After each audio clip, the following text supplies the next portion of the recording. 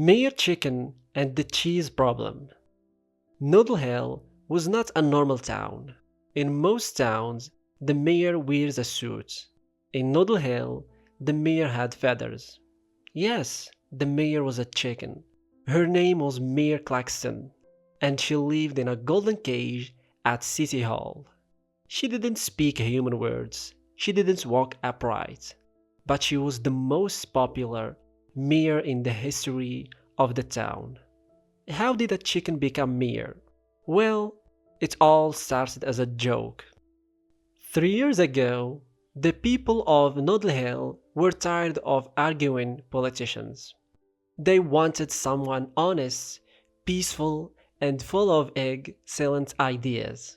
During the election, a local boy named Timmy wrote, "Claxon the Chicken," on his ballot for fun. The news spread quickly. Everyone thought it was hilarious.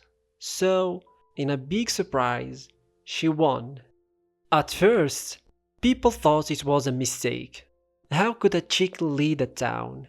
But Mayor Claxton surprised everyone. She had excellent time management. She woke up at 5 a.m. every day. She kept meetings short because she didn't talk. And she solved arguments quickly by simply flapping her wings and walking away. Her assistant, Mr. Pickle, helped translate her packing. He was a tall, thin man who always wore green suits. He had worked for 10 different mayors, but said Claxton was his favorite. She packed 3 times for yes, 2 times for no, and once for get me corn, he explained. The town listened to her. She was calm, she never lied. She never took bribes. People said, for the first time, we trust our mayor, even if she lays eggs in the meeting room. One sunny Monday morning, Mayor Claxton rang her bell extra fast. Din din din din din. Everyone in the council room looked at Mr. Pickle. She has a new idea, he said. She wants to build the world's biggest cheese wheel. People gasped. Why cheese? Asks Councilwoman Peppy. Mr. Pickle checks the pack pattern. She says cheese makes people happy and the rats and tourists. It sounded crazy, but in Noodle Hill, crazy ideas often worked.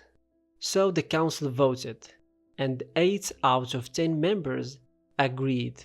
The cheese wheel project was approved. The town went into cheese mode. Everyone helped. Farmers brought milk, the bakery made test cheese wheels, the school taught cheese math and cheese history. Children wore hats shaped like cheese slices. The town band learned to play only songs about cheese.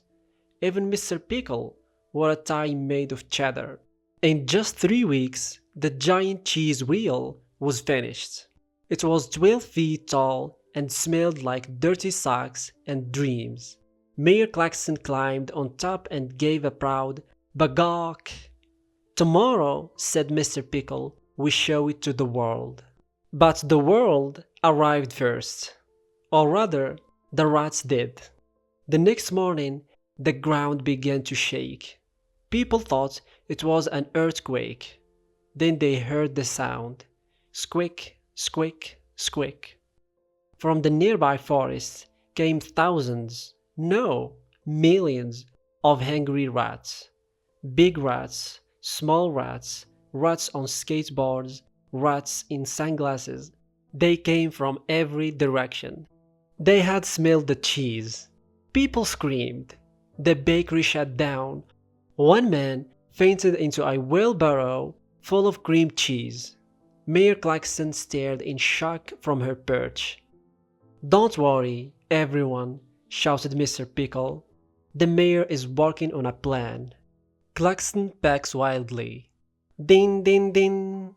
She says, "Don't panic," translated Mr. Pickle. "And also, maybe share a little cheese." But it was too late. The rats were coming fast. Mayor Claxon jumps down from her perch. She waddled straight to the cheese wheel. She climbed to the very top. The rats stopped. All of them, even the one playing jazz flutes. Claxon looks around at the crowd. Then, with a deep breath, she did something nobody expected. She spoke. She said, "Bagok." Just one word, loud and clear. Everyone gasps. She spoke, shouted a little girl. "I knew she was magic," shouted her grandma. The rats sat in silence. Then Mr. Pickle steps forward with a microphone. She says, "We will not fight. We will not run. We will share our cheese with kindness and balance." Also, he added, "a small slice for the rats with the flus." She liked the solo. The rats nodded in agreement. That night, the town held the first Cheese Peace Day. People and rats danced together in the town square. There were cheese sandwiches, cheese fountains, a cheese juggling show, messy but fun, and a giant banner that read, "Peace is the greatest slice." Mayor Claxton wore a glittery sash that said, "Cheese Queen." The flute-playing rat gave her a tiny medal. Children climbed on rats and rode them like ponies. One tourist whispered, "This is the weirdest day of my life."